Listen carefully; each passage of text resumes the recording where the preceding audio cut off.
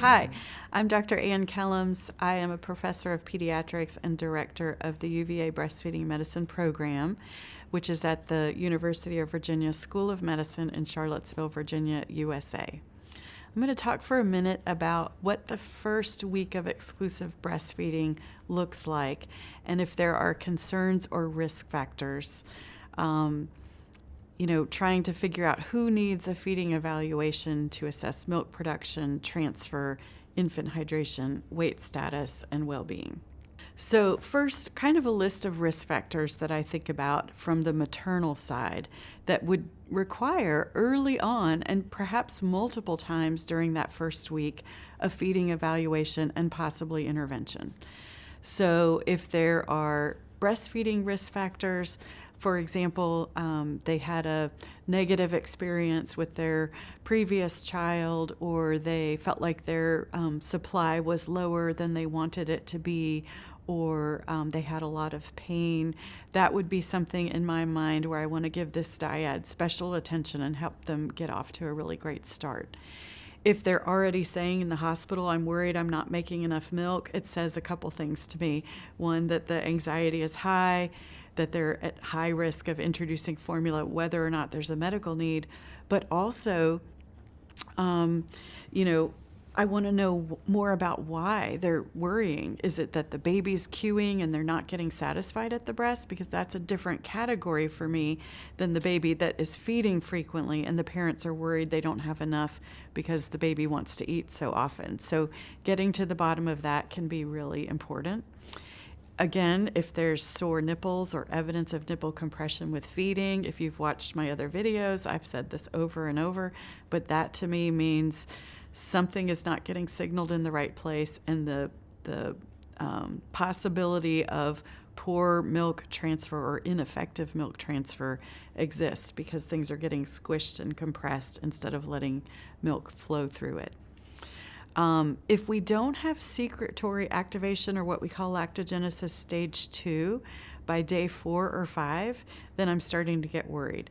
Mom has not noticed changes in the breast. She hasn't noticed a big kind of like increase in swelling, maybe tenderness, like a big change by day 4 or 5, then there's a delay and something's going on, and we need to make sure that they're followed very carefully, and we need to be assessing for the need for some temporary supplementation to get to the point where more ounces of milk are being produced. In the hospital, if the baby is frantic and not content after going to the breast, and we are not able after multiple attempts to express any colostrum, then that needs attention, obviously. And is it a signaling thing? Is it a technique thing? Do we need to supplement? Those are all important questions. If they're leaving the hospital using a nipple shield or doing what we call triple feeding, where they're also pumping and they're expressing and they're feeding the baby, that dyad needs very frequent follow-up. And if mom is requiring high levels of opiate pain medications because maybe there was a complication or some sort of trauma, that gets my attention too, just because of the risk of the babies being sleepy, to make sure that we're effectively and frequently signaling and removing milk. Some of the infant conditions that I think about in the first week that would, again, really warrant a thorough feeding evaluation and perhaps intervention and management. Persistent sleepiness or difficulty latching, really normal in the first 24 hours for a newborn to be kind of like, what? And, stunned, and they were just born and they're sort of recovering. But really by the 24-hour mark, we want to see on a regular basis that they're frequently waking and signaling and at least having some success attaching to the breast. Otherwise, we need to be stepping in to help them with signaling and milk removal.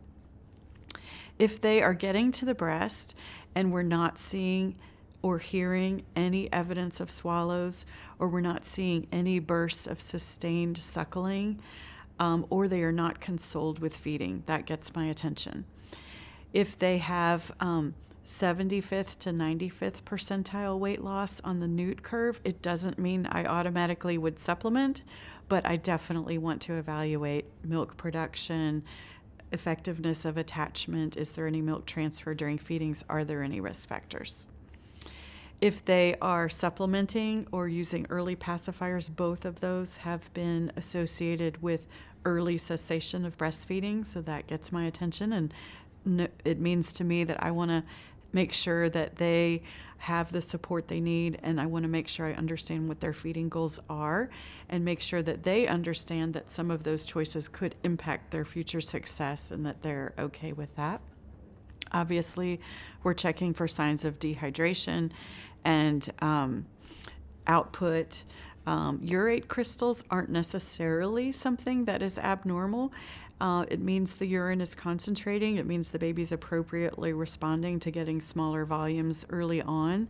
But in the setting of, let's say, nipple pain or compression or a risk factor for milk production, that might be more significant. So again, thorough feeding evaluation. Severe signs of dehydration, like the skin turgor changing, cap refill changing, sunken eyes, those are all late signs, and we should have picked up on earlier warning signs and risk factor management much before that. So I often get asked, how often should feedings be observed? And there are many recommendations out there, but this article from 2020 about the first week of exclusive breastfeeding that was published in Pediatrics outlines that in the hospital, it's recommended that at least once every shift, so 8 to 12 hours, because things change so frequently for the newborn and for milk production, even by the hour, by the day in those early days. So at least once every 8 to 12 hours, somebody is watching that baby feed. It does not have to be for the whole feeding, but is the mother comfortable with the attachment? Are we hearing any swallows? Is the baby actively doing some suckling? Are there any sustained periods of suckling? Those are all important. And then again, at least once within 8 hours before hospital discharge. So things are changing so frequently, and what was going on last night with a sleepy baby who maybe had 1 or 2 swallows, we have different expectations for the baby that is then, 12 hours older and might be going home the next morning. So being careful to make sure a feeding is observed before that. In terms of when to come back after the hospital, usually within 24 to 48 hours of hospital discharge for any breastfeeding dyad would be the recommendation.